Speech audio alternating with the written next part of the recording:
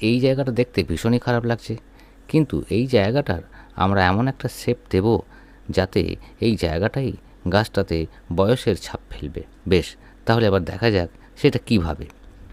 এর জন্য আমি একটা উড ক্রাফটিং ডিভাইস ব্যবহার করেছি। এটার আনবক্সিং এবং ডিটেল অপারেশনাল ভিডিও এই চ্যানেলে বনসাই পট টুলস সয়েল সিরিজে দেওয়া আছে। প্রথমেই আমরা প্রুনিং স্পটে থাকা রাফ নচগুলোকে পলিশ করে নেব।